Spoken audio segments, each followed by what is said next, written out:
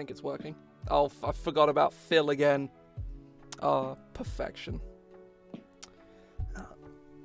So yeah, sorry for the late start, folks. I got in the shower very, very late. And luckily, the horrible lighting in here does mean that you can't see my still very wet hair. So that's good. And the fact that I'm wearing, you know, a black shirt. That does also help. Because I'm not wearing a button-up for once. Because they're all in the wash. Right. Plan for today. Vigilante Rogue. Now, in my home game, I've used Mark Humes' Vigilante for a good couple of years now. I remember actually on a very, very short-lived like podcast that me and Livy did over like a summer. We actually reviewed the class. And looking back, like thinking back to the points that we made on that review, we missed the mark considerably because like I think we correctly pinned that it was very underpowered. And I think on that we hit the nail on the head because it definitely was. Having had 2 players play it, one of them up until like 10th level over the space of a 1-year campaign, I can safely say that that class is extremely underpowered, and all the monkeying I've done with it in my own time has not fixed it. So it is being retired from my home games indefinitely, and it is going to take the place I think it probably should have filled from the beginning as a roguish archetype.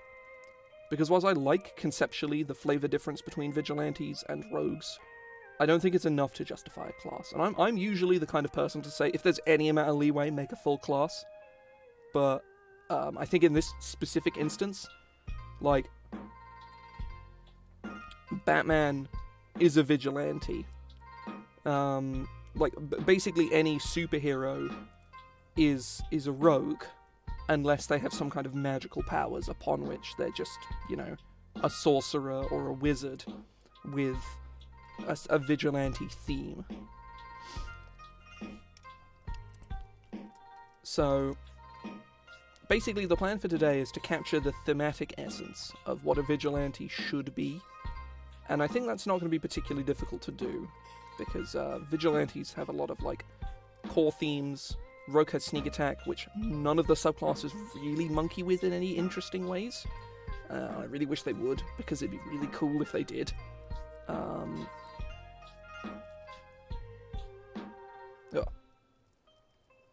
Right. Oh, I've gone on to the wrong thing. I need to look at... because I forget the scaling for rogues, like what their subclass scaling is. Let me just look at, like, assassin or something. 3, 9, 13, 17. So, that works. So, what we need for this, 3rd level, 9th level, 13th level, I fucked that up, I pressed the wrong button, and 17th level. Oh, need a cough. Oh. So on the flip side, oh, there's no key for this, is there? Give me a second. Column break, there we go. And these are the things, the essences we need to be able to capture, right? These are the things that are important to sort of like vigilantism as a concept. So concepts to capture. Secret identity / vigilante persona. Now, part of me wants to kind of lean into sort of the Batman angle of things, but that's kind of what Mark Humes' class does, and I don't really want to tread on that too much. Because basically that class comes with 2 archetypes. It comes with Nightmare Tactics and Gadget. I forget what the other one is called, but one of them is about scaring people, and the other one is about using gadgets.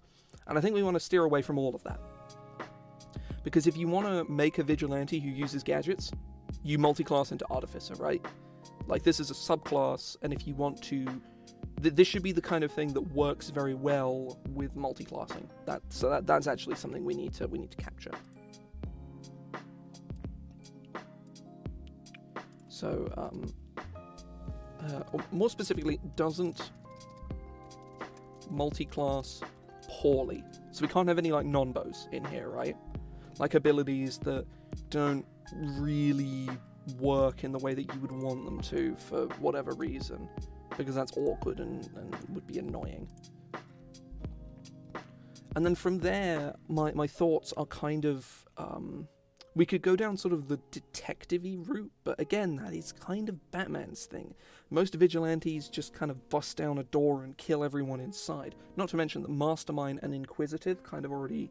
Inquisitive does it very badly, and Mastermind does it dubiously. They're both... Like, Inquisitive didn't see print for a reason. At least, I don't think it did. Did it? I hope it didn't. It's a terrible subclass. Oh god, it did. Wow. Wow. Mastermind is cool. It's just not very good, but it's cool. But, yeah, it needs to not multi-class poorly. This is the most important thing, and whilst this is going to be like a flavor feature, we need to handle it properly, you know? And I think... Ooh, actually, that...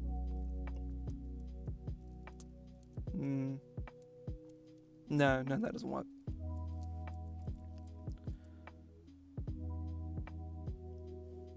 So we could be something to do with, like, acrobatics and, like, jumping around.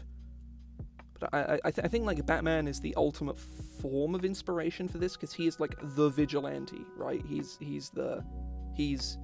you know, Batman is the guy you think of when you think of a vigilante. Not necessarily when you think of a superhero, but, like, you think vigilante, you think of Batman. Or if you're, like, a niche hipster, you think of, like, Rorschach or whatever, right? Who's just kind of, like, edgy Batman without any money and a weird mask, I guess. So yeah, I'm not sure. See, a lot of these streams, I come in with, like, a concept, something I want to do, and I just kind of work from there. And sometimes I get stuck for a little while, and sometimes I just kind of, like, immediately sort of steam ahead because I have an idea, like, straight away. So we will see what happens with that, really. Because I may come up with a bunch of cool ideas. I may struggle. It really depends. At the moment, I'm kind of sort of... I kind of like the idea of sort of a debuffing kind of thing, where you're a rogue that maybe doesn't care quite as much about dealing damage, and you care more about sort of applying debuffs to your enemies. But I'm not really sure about that. But we shall see.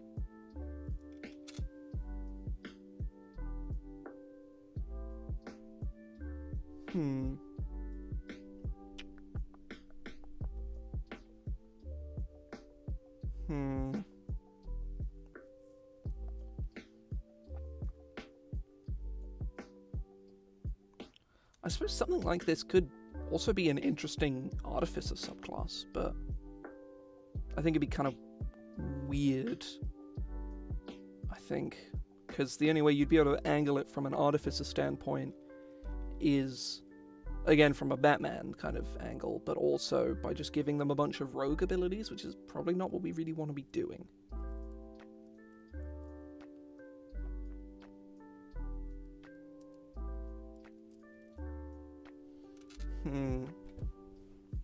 We could give them some kind of, like, marking ability, but again, that's very much Humes' Vigilante. It has sort of a marking ability that is in essence like the worst possible version of Hunter's Mark, and I think Ranger kind of already has that, like, I choose my prey and then I kill that person specifically, Whereas Rogue just kind of darts about and just does like massive damage to whoever it can, whenever it can. So, more debuff focused, maybe.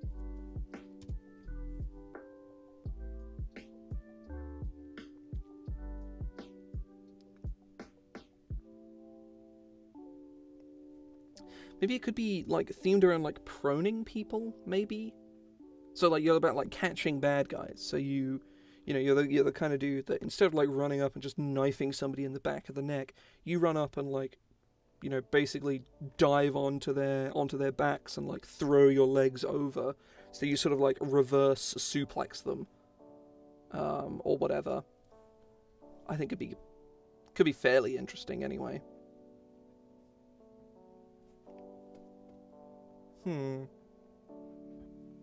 Thoughts. What are those?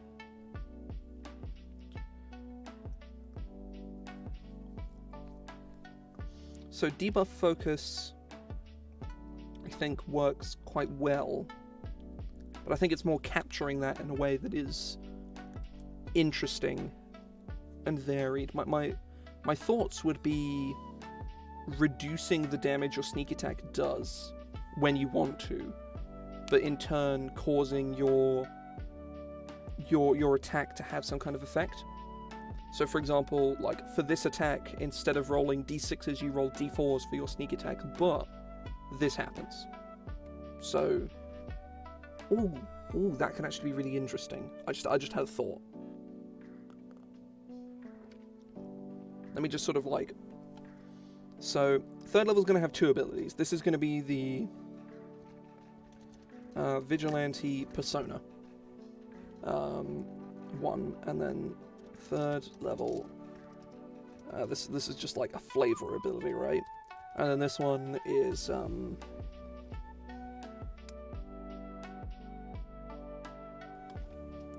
this one is like mechanical backbone. So this is reduce sneak attack damage to d4s to mark the target for a round, causing them to take more damage from other sources. Could be interesting. Could be.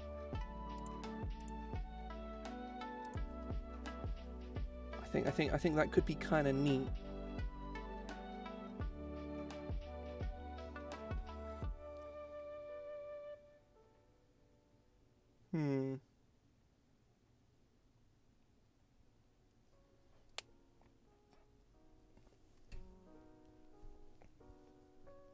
Yeah, that could be cool. That could be cool. Hang on, let's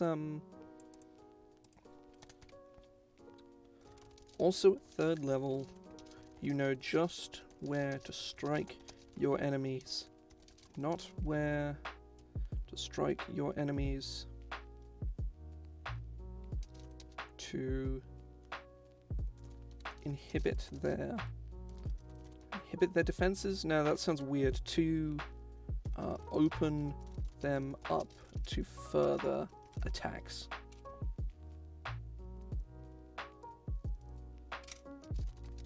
When you deal sneak attack, or when you would deal sneak attack damage to a creature, you may reduce. Instead, roll d4s, or you may roll d4s instead of d6s for the damage of your sneak attack against the target. If you do, and the sneak attack deals damage to the target, this is like, so you don't, so if the creature is like just immune to like your damage for whatever reason, they don't still get affected by the ability, because that would be really weird and wouldn't make any sense. Something I do also actually want to check is what is the difference in scaling between like at lower levels. This ability's like reduction in damage is going to be fairly negligible. It's like going to be taking your damage from like 9 to 5 or something, which is, or no, 7 to 5, which is like, you know, whatever. So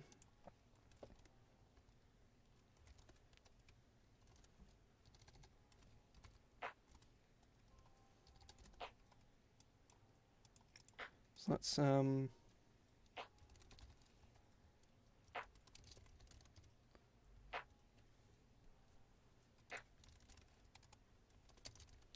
me just add this up real quick, because at later levels this becomes a very significant damage reduction, but at lower levels it's kind of just a non-factor, which I think is kind of an issue.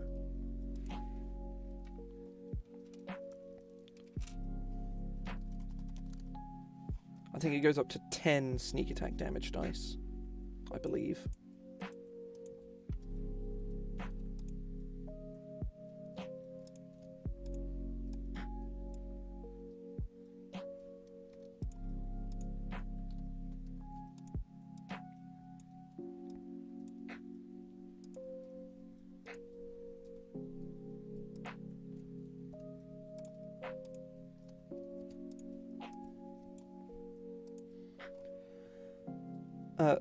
Very, very high levels. Oh, actually, it's actually a very neat damage reduction.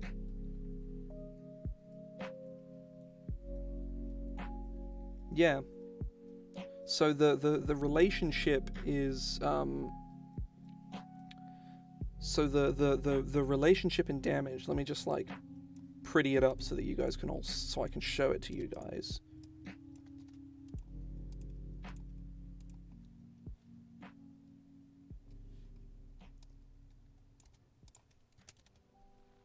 That's it. So you roll XDY. You roll, or you roll Y dice X times, and the D4, if like it's I'm trying to think of like an equation that like marks this up, because I can visualize the equation. So it's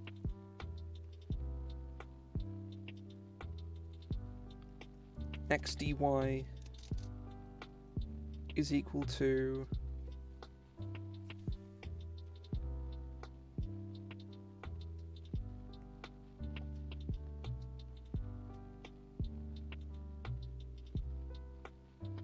oh fuck it, I can't be asked. But yeah, this is the scaling, so it's like a substantive decrease in damage. It's not crazy by any means, but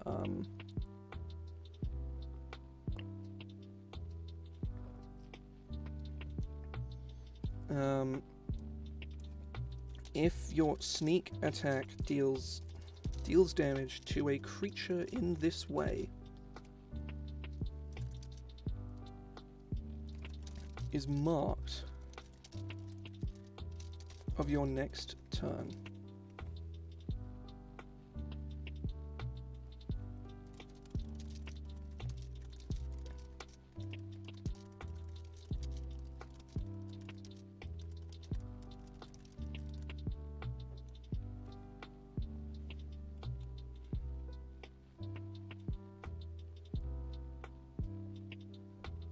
So it was 1d4 additional damage.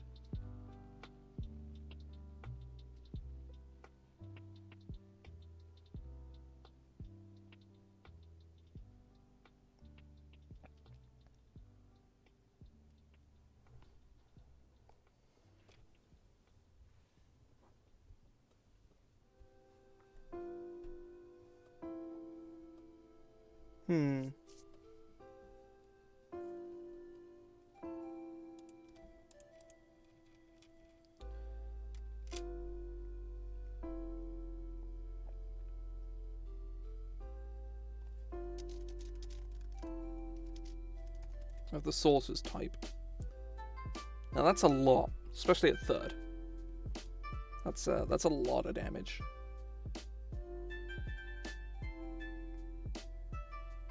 Maybe, hang on. The next time a creature marked this way suffers damage, that creature suffers additional damage of the source's type equal to your sneak attack damage die. Now, what is the number for rogue? Equal to your sneak attack. Wait, no, that implies that you roll... Wait, no. That's bad. Equal to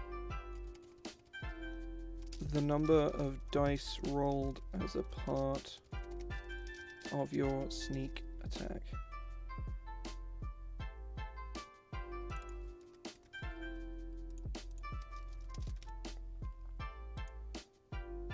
Okay, right. The first time a creature marked this way suffers damage each turn, and that creature suffers additional damage of the source's type equal to the number of die rolled as a part of your sneak attack.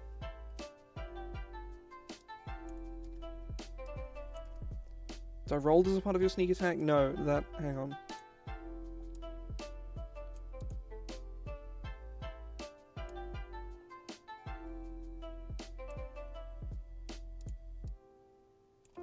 D6 rolled in the...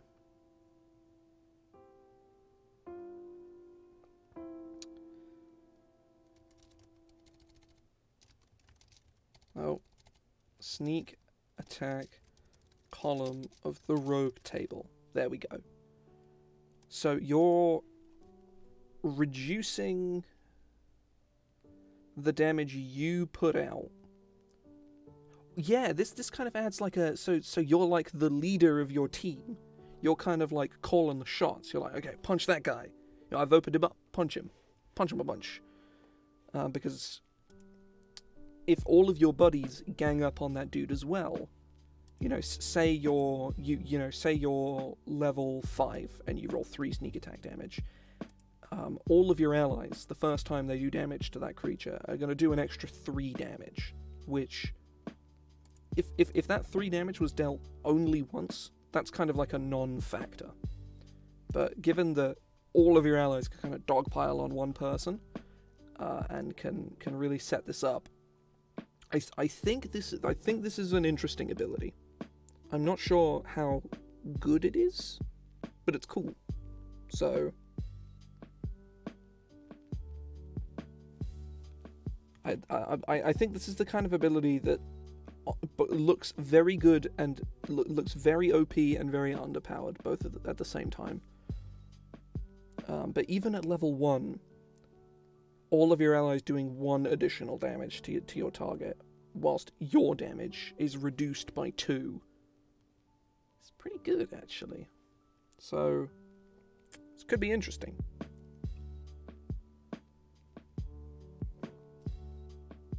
So I guess we can call this, like, Vigilante's Mark.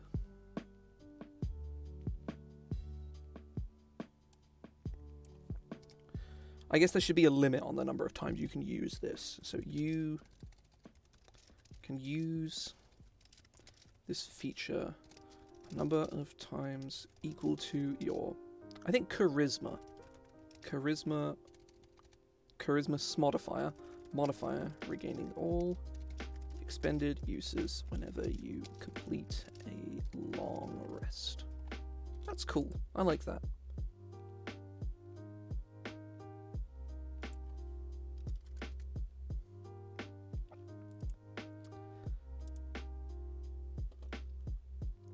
Yeah, I'm not like, as a first draft, this is interesting. I like this. But I'm yeah, gonna keep an eye on it. I think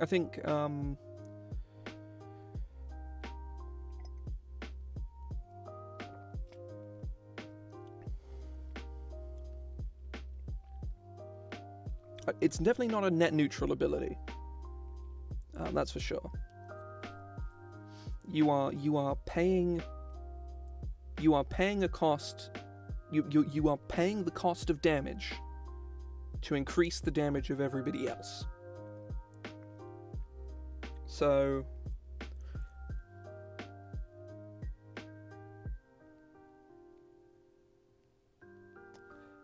I suppose there's sort of ambiguity, because if you're doing 2-weapon fighting as a rogue, which as a rogue you can do, might actually make 2-weapon fighting kind of viable as a rogue with this. Because at higher levels, you know, say you're level 10 and you roll like 5 sneak attack dice. You slap somebody, you roll 5d4 damage, and then you use your offhand, like with a dagger or whatever. You slap that guy and get him for like, and your dagger does an extra 5 damage. I think with the current wording, you can double up. You can use your Vigilante's mark on the turn that you mark somebody, I think. So yeah, that's very good. That's very, very good. I am a fan of this. I suppose this ability does get like increasingly good the bigger your party is, which is a little scary for bigger groups, but I think like this is the kind of ability a GM is going to need to be very mindful of when they're balancing their encounters, because this does kind of perpetuate the action economy a lot. Like, if there's 6 of you and there's one big bad guy, you Vigilantes mark him, and everybody's going to be proccing it every single turn. It's gonna be big stuff. So, who knows? It could be real crazy, but I think it's probably going to be fine.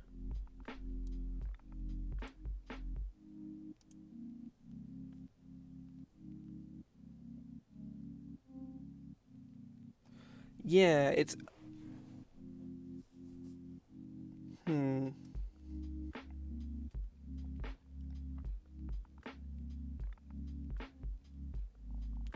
First time a creature marked this way suffers damage each turn. The first time. See, the creature goes from not being marked to being marked. So the first time it's a marked creature suffers damage.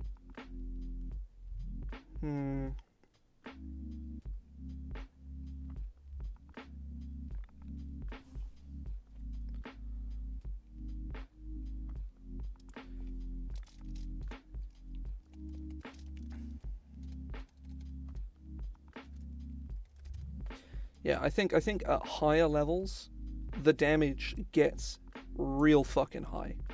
Like, caps out at like 10, which is... that's big. That's really big. You know, you're reducing your sneak attack by an average of 10, but also everybody else has their damage increased by 10. Basically, everybody gets 1 Great Weapon Master or Sharpshooter for free, which is pretty terrifying. Not to mention if it's like, oh yeah, I cast Disintegrate on him and they get Vigilante's mark bonus to fucking disintegrate. That's, it's... yeah. This ability could be very scary, especially at high levels, but I think at low levels, it's probably okay. Probably. Emphasis on probably. Which is weird. Usually it's the other way around. Abilities are like, oh, this is broken at low levels, but at high levels it's bad. Where I think it's... at high levels this could be insane, whereas at low levels it's just kind of... it's just quite good. Ugh. But it scales very tidily, so that's nice.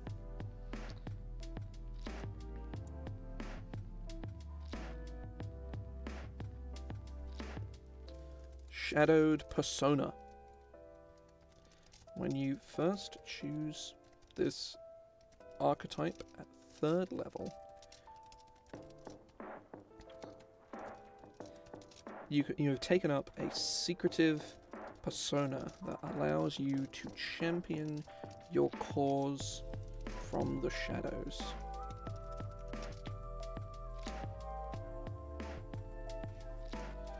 You gain proficiency in the Disguise Kit, and yeah, that's very much the case. And I think that could be a problem, but we can come back to this later on. I think we could definitely come back to this.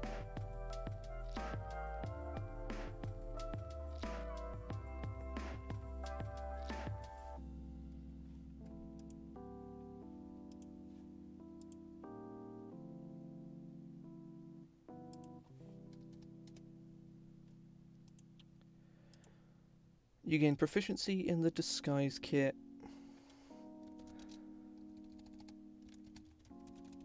Additionally, you have a Vigilante persona. Its name and appearance is of your choice.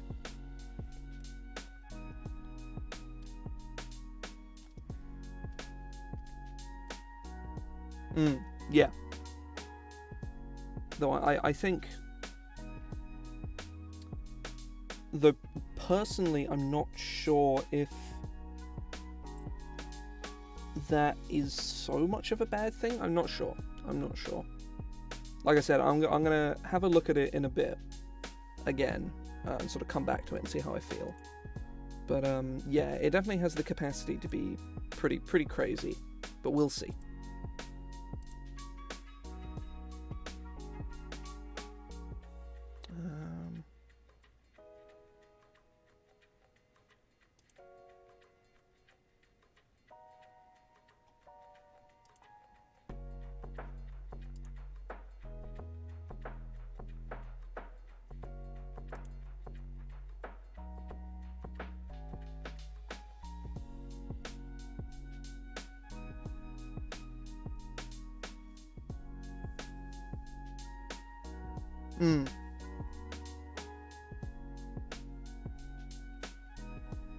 Its name and appearances of your choice.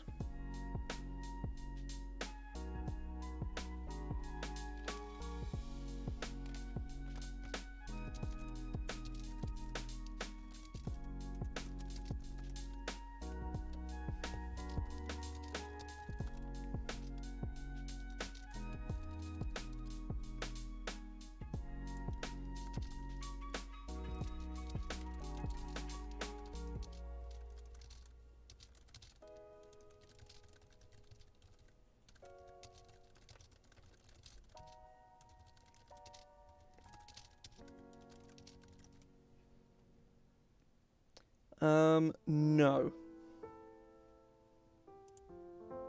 Assuming you mean Shadowed Persona. Oh, well, both of them are not magical effects, no.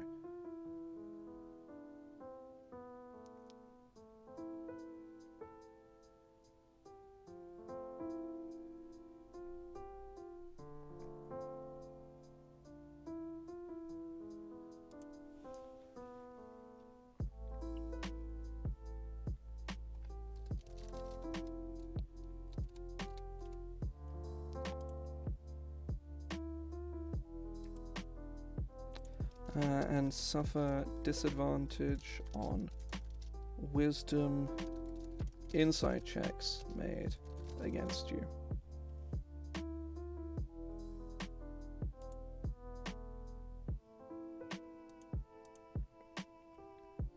So it has a tangible benefit, but it's more of a flavor ability. Because that was the problem I found with Vigilante, is that the two people that played it,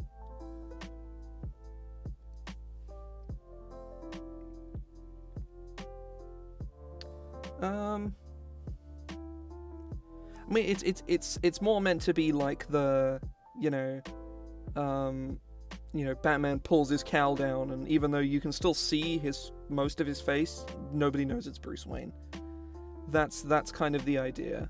I didn't want to give it disadvantage, because then it would just mean people would always be able to, like, people would always just like, well, I succeed.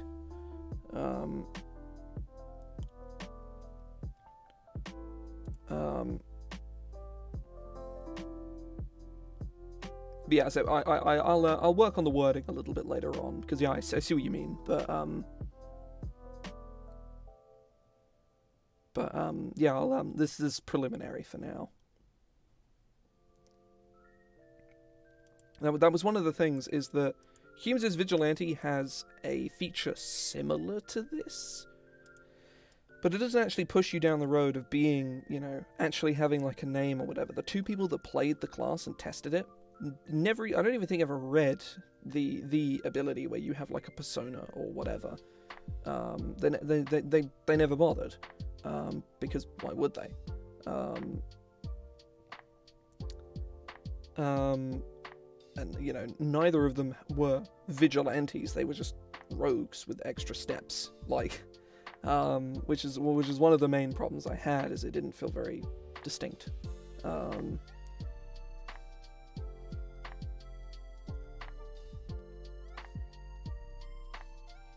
So Vigilante's mark. No.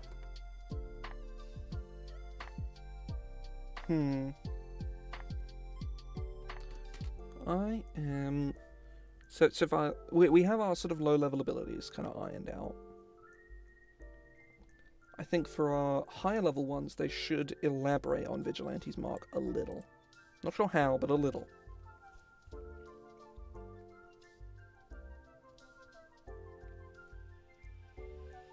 So I'm thinking the 9th level ability could be some kind of, like, creatures that get damaged by Vigilante's mark suffer some kind of additional debuff penalty. Like, maybe their speed is reduced, or maybe they... That's the only one I can initially think of, and speed reduction is just kind of like a whatever kind of situation most of the time. Certainly for enemies. For players, it's usually, like, players when their speed gets reduced, it really fucks them over, but for enemies, it's not usually that big of a deal. Because there's usually a lot of enemies, so they can just kind of, you know, dash and not really worry about it, because there's like 4 other dudes that do the exact same thing. I suppose, like, a boss monster, like, is usually has some kind of ranged attack, because anybody who's homebrewed a boss monster and not given it a ranged attack has learned very quickly that that usually doesn't end very well. Always give your boss monsters a ranged attack, because otherwise your players will kite them, and they will.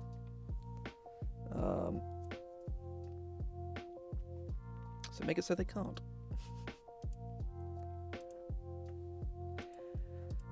I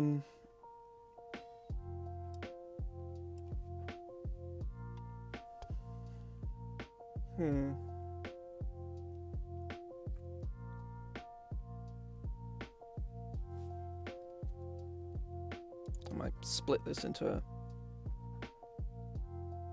Actually, no, it was fine as is. So let's have a look at some of the other rogue subclasses. Let's look at like Scout. Look at Scout, Swashbuckler, and Thief. I think those are like the 3 good ones. The 3 best ones, at least. So 9th level, Scouts become Fast Boys. Swashbucklers get Panache. And Thieves get Supreme Sneak, which is actually really bad.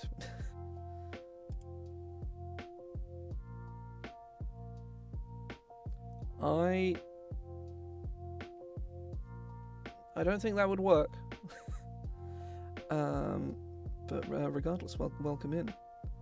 I think the cleric is the... I suppose you can be a paladin and not have a god, but cleric is kind of like intrinsically I have a god, or at the very least a church.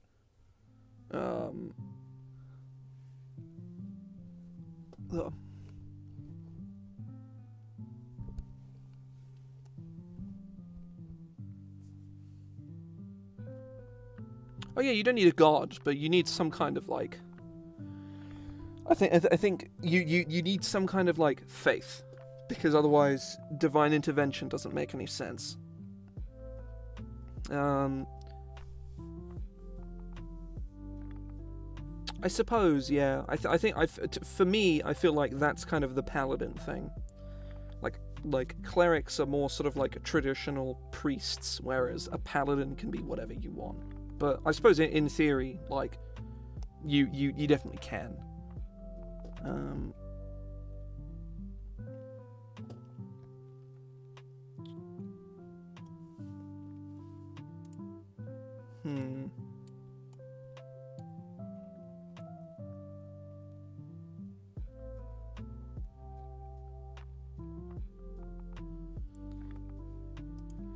It seems that the 3 abilities, the 3 9th level abilities, are either sort of fluff abilities or minor buff abilities. Like Panache is cool, but it's mostly a fluff ability. Superior Mobility and Supreme Sneak are minor buffs, or Superior Mobility is good and Supreme Sneak is bad. So, they're buffs.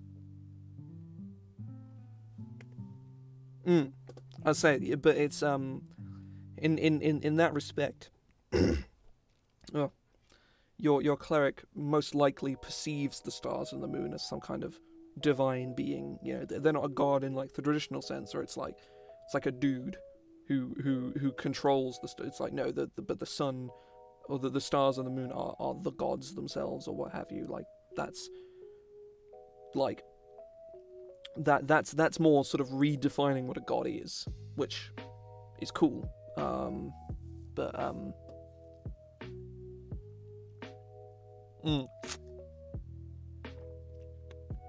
oh.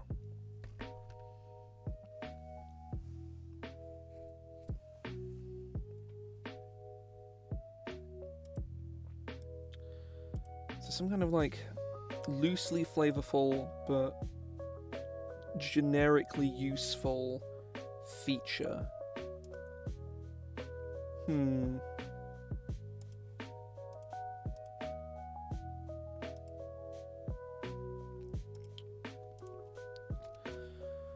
So this could be debuffs, this could be...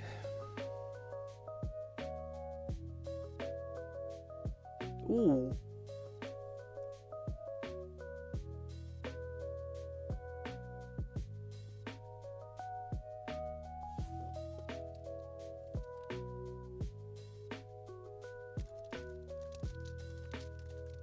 Oh.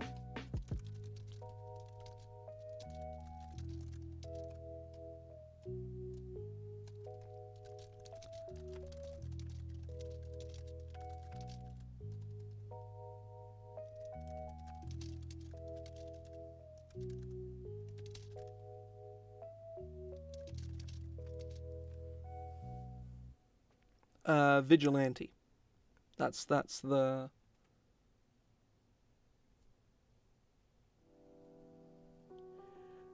It's meant to be more general. Like, you can play it how you want. Like, obviously you're a rogue, so that's going to be what most people are going to be doing, but this is meant to be a bit more open than just making Batman every time. You can be, you know, I'm a rogue who runs up to a dude and stabs him real good. You know, I just walk out of a thing, and me and my buddies just surround him and beat him up.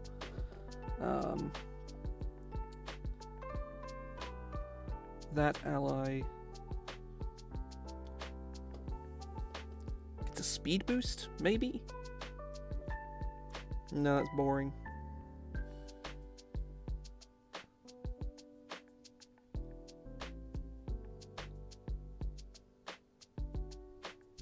That ally...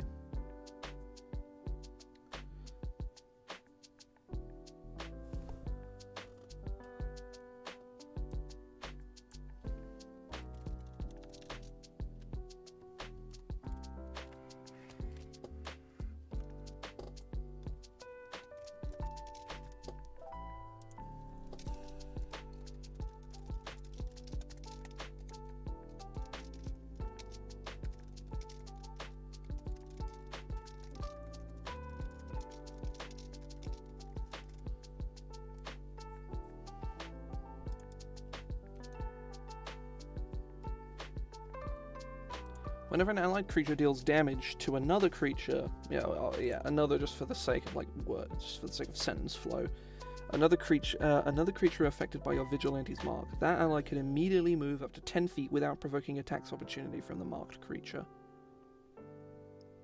That's cool. That seems kind of neat.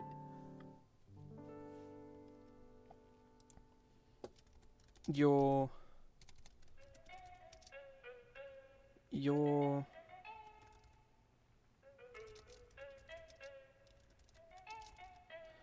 striking tactics allow your allies to duck in and out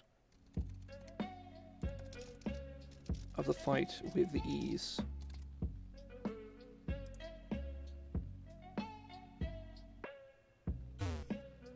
Oh, thank you very much for the follow.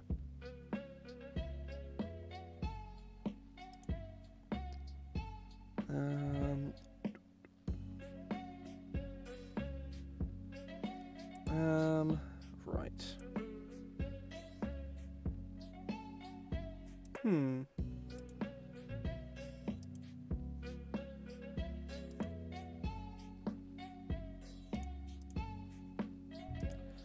Yeah, I think it's pretty decent, but it's not crazy powerful, and I think that's probably the kind of thing that we should be aiming for this feature. 13th level, what do the other ones get? The Swashbuckler one is embarrassingly awful.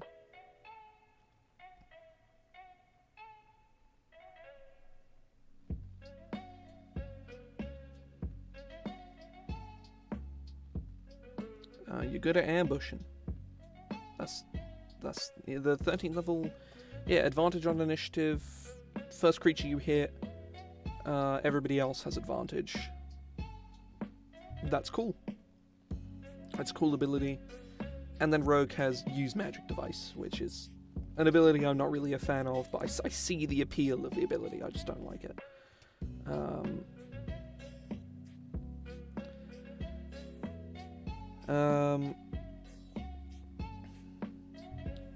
So at 13th level, how much time I got left? Okay, yeah, I've got about another sort of half hour to 40 minutes before I gotta go. So yeah, we're making good progress. I reckon we'll be able to finish this in that time, fairly easily at that, I should hope. So 13th level. So we've got Vigilante's Mark, and we've sort of improved on it a little bit. I think we should sort of inject some kind of new mechanic, something that steps away from Vigilante's Mark a little, or doesn't interact with it quite so directly.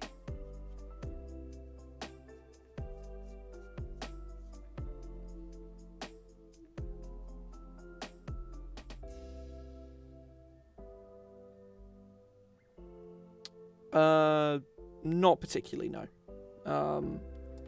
I'd say it's just here. Basically, you can reduce the damage of your sneak attack to increase all your allies' damage against that creature for like a round. Because Hunter's Mark is very generic and quite boring, and would also be pretty redundant on a rogue, given that they already roll like a billion d6s anyway. Because rogues just have like a better version of Hunter's Mark, because they don't got to concentrate on it, and it does way more damage. Because ranges, man, ranges. It's a sad addition to be a ranger, it really is.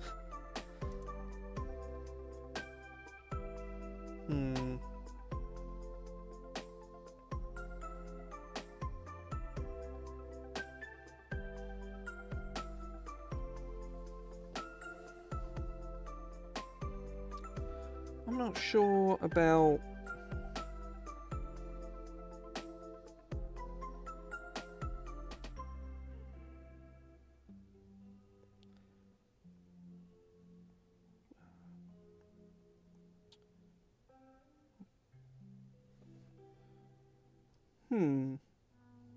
So I want to do some kind of like speed reducing ability, but that clashes with some other things, so I'm not sure. Maybe...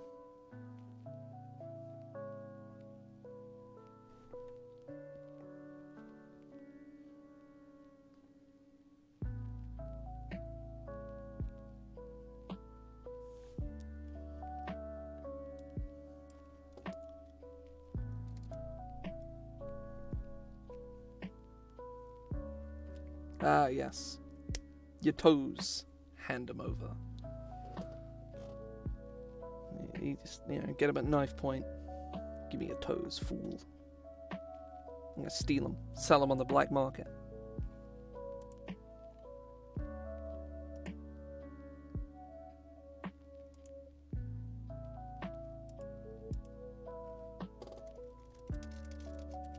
Ah, yes.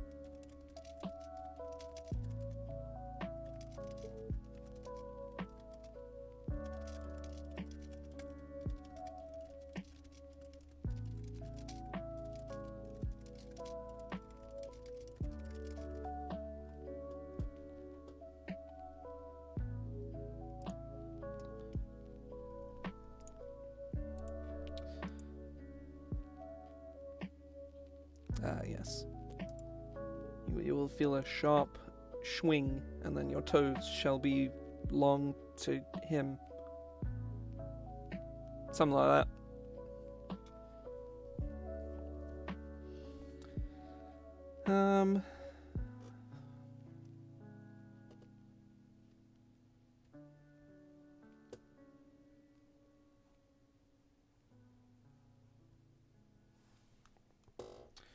I'm okay. Right, I don't have a name for this ability yet. At 13th level, I'll bring a.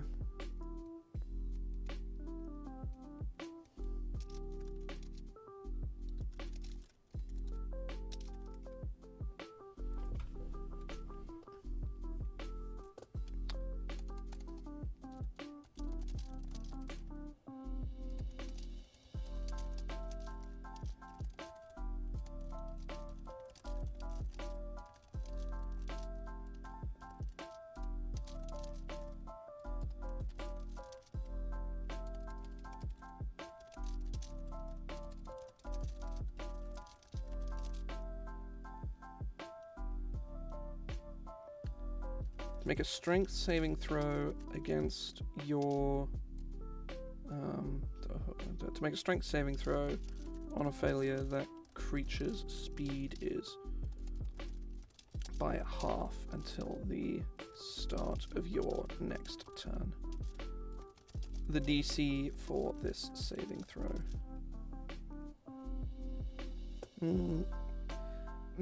Maybe, but I'm not sure if that's entirely necessary. Oh, well, welcome in, welcome in. Ugh.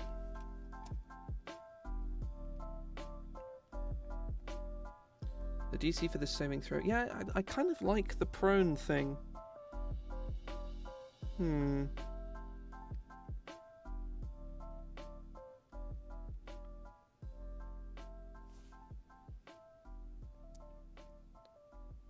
And I might cut this out for now and just put it like here or something in small letters or whatever, just in case I want to revert to this version.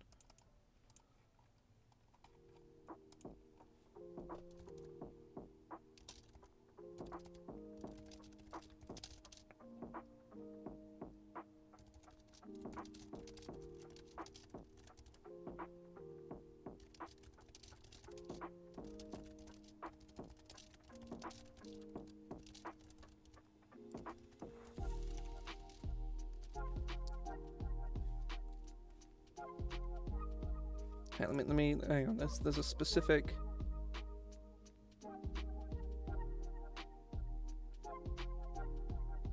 Why is thief? Why is cunning action worded the way that it is? Why is rogue the most like poorly worded class in the game? I don't understand.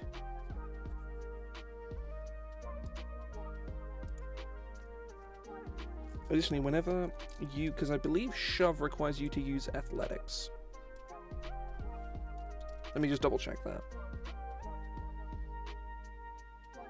Yeah, it does. Whenever you take the shove action, you may use dexterity acrobatics instead of strength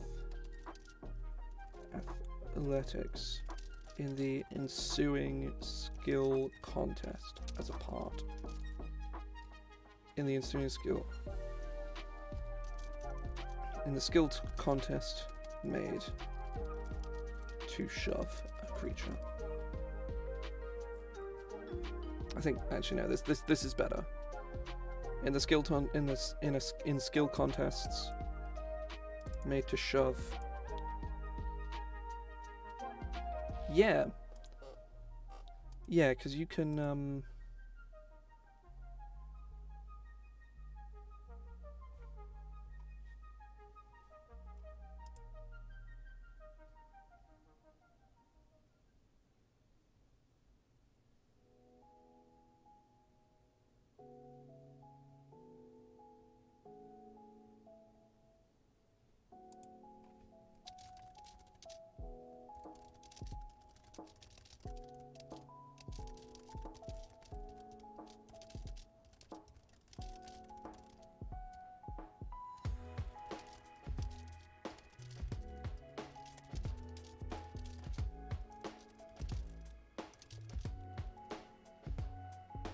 Yeah, I actually really like this ability. That's a good suggestion, Silas.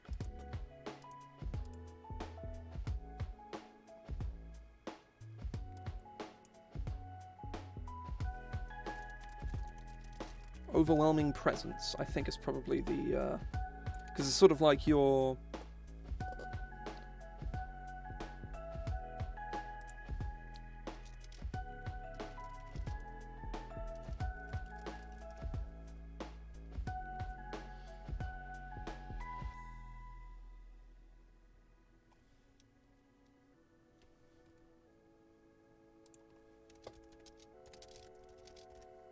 I kind of like the idea of you using intimidation to shove someone. I really actually, yeah, I actually really love that. Oh, nice. I'll say welcome in, Katie.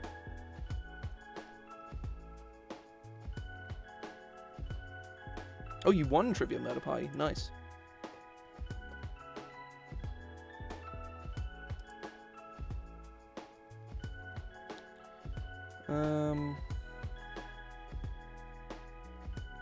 Ah.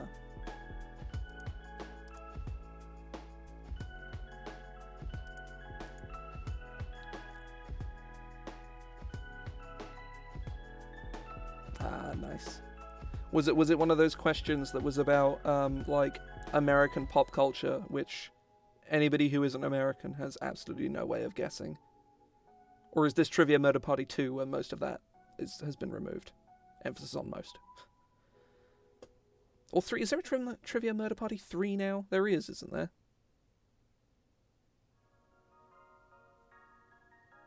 Oh, yeah, that's very English, but very old. Was Canterbury Tales was written in 1392. Yeah. Weird. I don't even know what the plot of the Canterbury Tales is.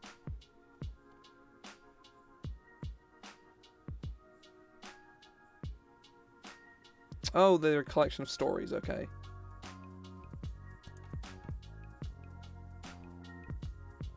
Nice, nice.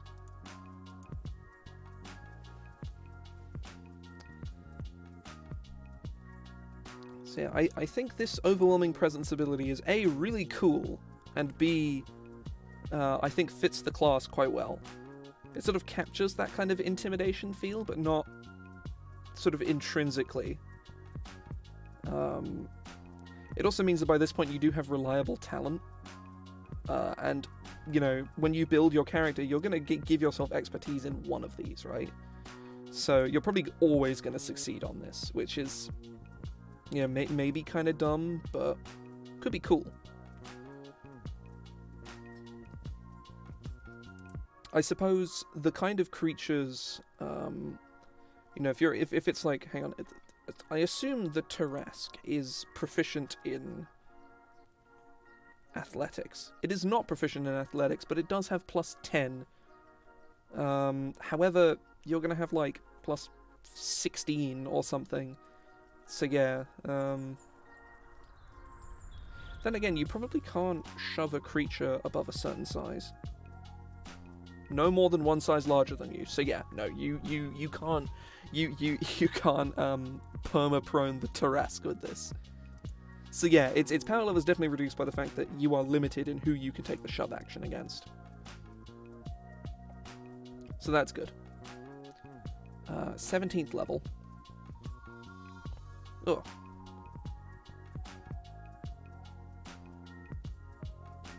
So 17th level, we could go back to doing more things with Vigilante's Mark, or we could do something entirely different.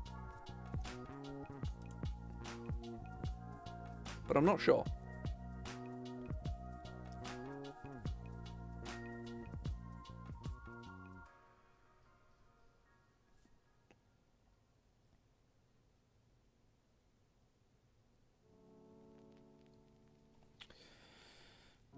Um, 17th.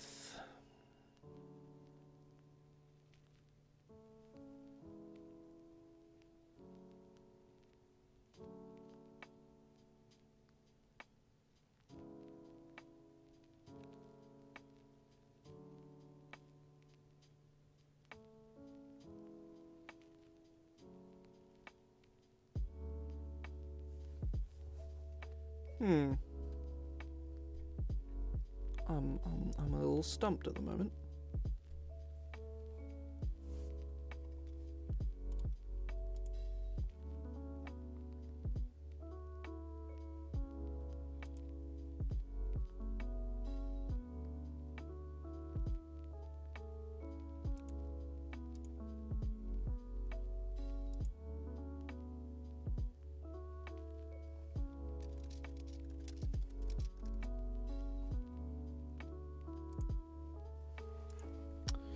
So, obviously we've got your the shadowed persona ability. We've got Vigilante's mark, and then which becomes eluding mark. You know, which gives everybody else the ability to sort of dip in and out of fighting. You know, of mowing down the person in question. 17th level could maybe allow you to do something. Ooh, here's a thought. Actually, here's a thought.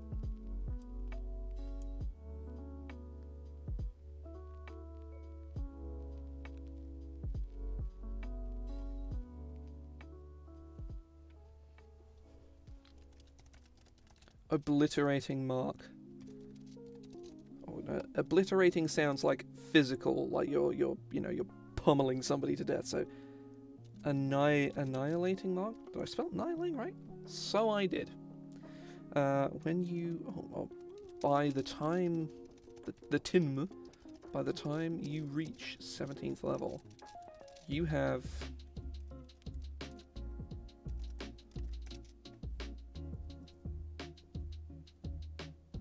you've incorporated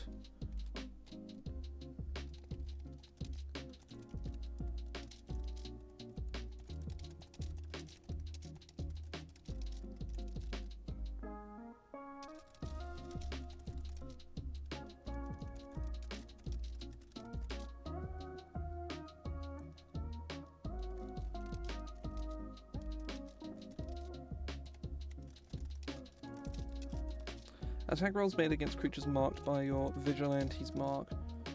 Score a critical hit on a roll of a 19 or a 20.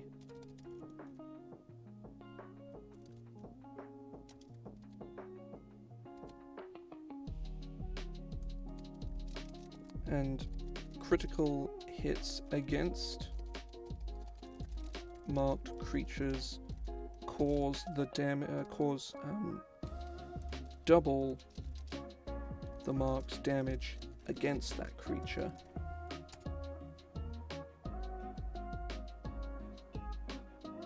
Does that make sense? Attack rolls made against creatures marked by your Vigilante's mark.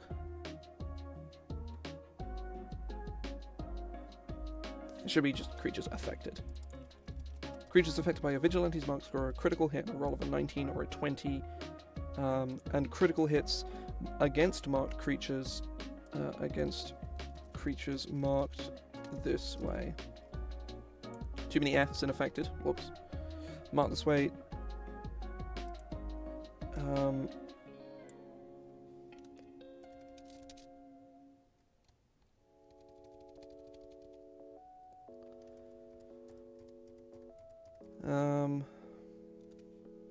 Double the mark's damage against that creature. So at this level you're doing 9 damage on a mark, so that increases it to 18 on the crit. So that's kind of cool. I think that works quite well.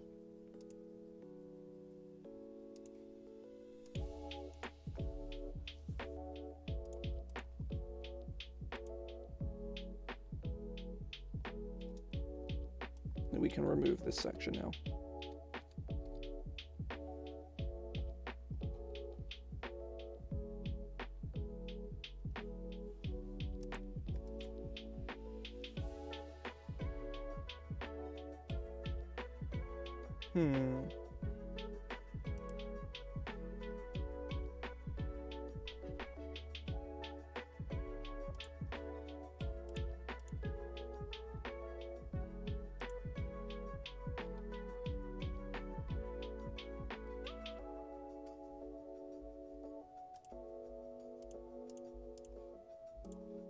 That's something I actually neglected to do. I need to turn my bloody PC notifications off. That's going to be very loud if I don't do that. Right. Additionally, because this first section of the ability is quite good, but it's not all that powerful. Like, it's good, but it's not that good. For like a capstone, it's nothing special. Like, if I look at like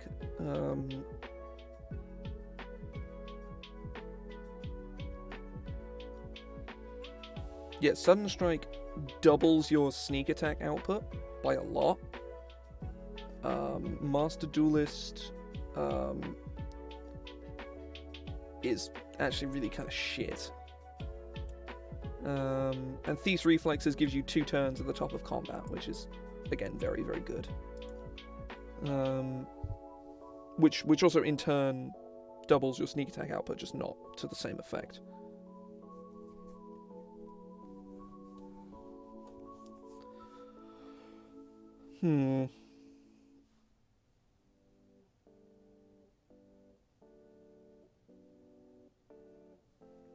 Additionally, creatures...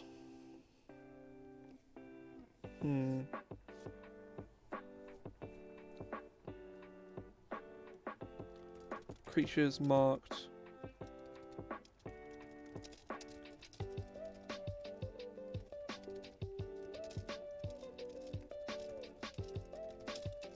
Additionally, creatures affected by a Vigilante's mark have their speed reduced by half.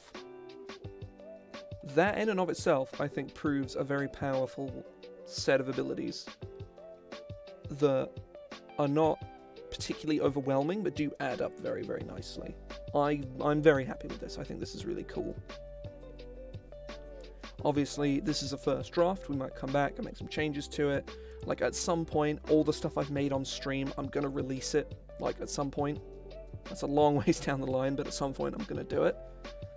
Like Monk version 2, the Barbarian changes I made, the Warlock Patron I made on stream, this Rogue subclass. I'm not actually sure what else I've done on stream. I'll have to, like, go look, because I'm not 100% certain. I made a bunch of magic items, that much I know. Let's go have a look, actually, real quick, because I'm curious what I have...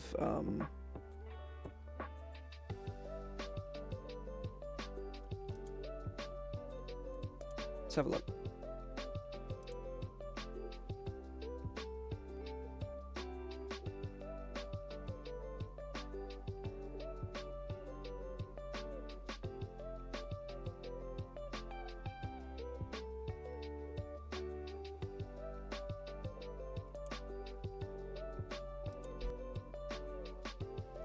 Oh, I made the Knight, the Spirit of Hate Warlock, Barbarian outlets, MTG races, the Paradox Sorceress Origin. I don't actually remember doing that one.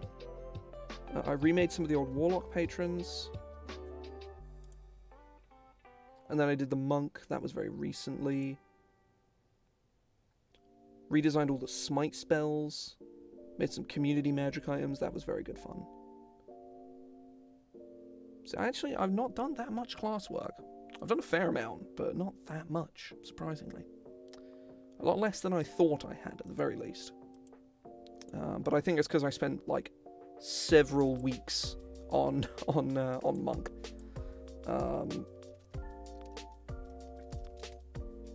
Just saving my document, because I haven't done that yet. Yeah, I'd say we're more or less done with, like, the task itself for today, at the very least. Obviously, we still have some other things we can be doing.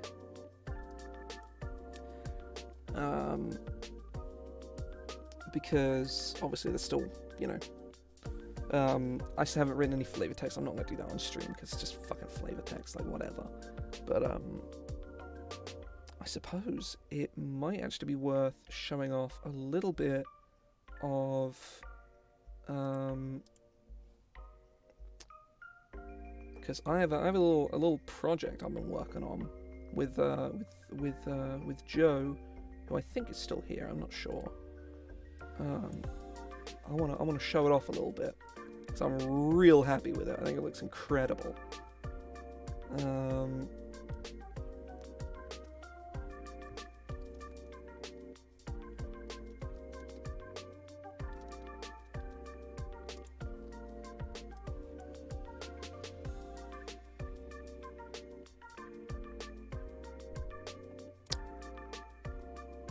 Here it is.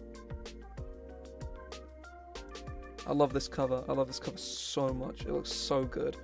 It's a little cut off at the top just because of how, like, this page is cropped. But this, like, this... Hang on. There you go. You can just see the top. So this comes out in January. That's the plan, at least. Art by AJ, who isn't here at the moment. Her stuff is incredible. I'm going to link her Twitter because her art is absolutely fantastic.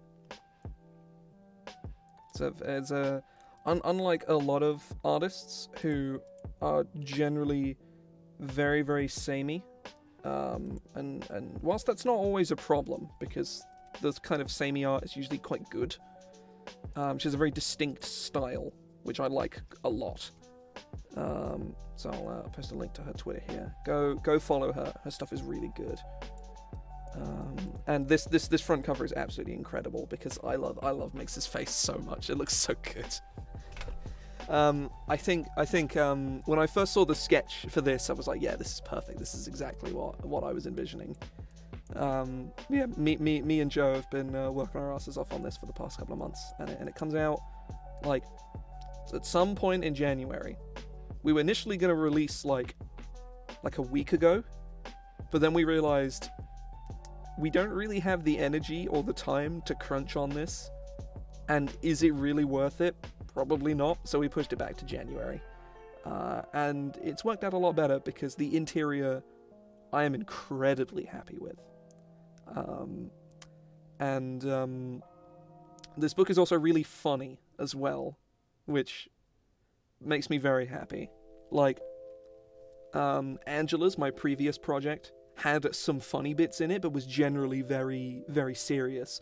The kind of the whole point of the book was the dichotomy between, like, the really serious, like, textbook style way that it's written, and then Angela's notes, which are generally all very, very comedic, or at the very, very least, very human.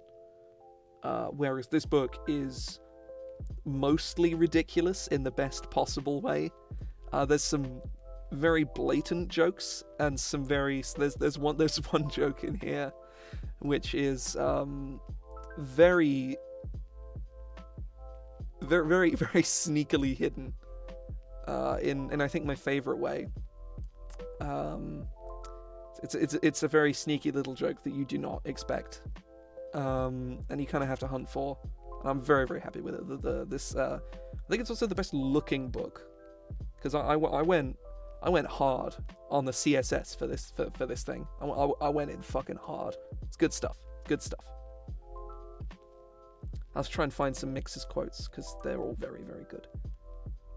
I gotta open my Google Drive for that. Where's the old... Oh, there it is.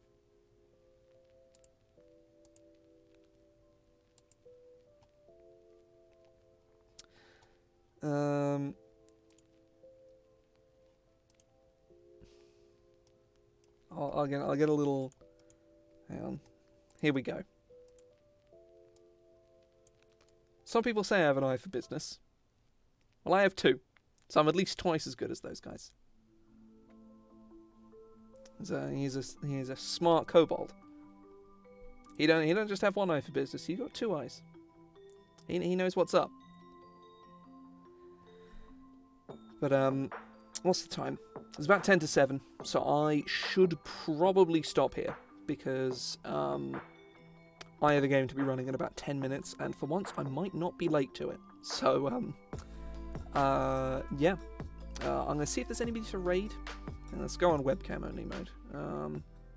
Can you see how awful my hair? It's actually at the front. It's like dry now. It's just at the back, and it's gonna stay wet and stringy and horrible for the next several hours, I should think, because who the fuck owns a hairdryer? Imagine owning a hairdryer. This post was made by me. Who's streaming right now?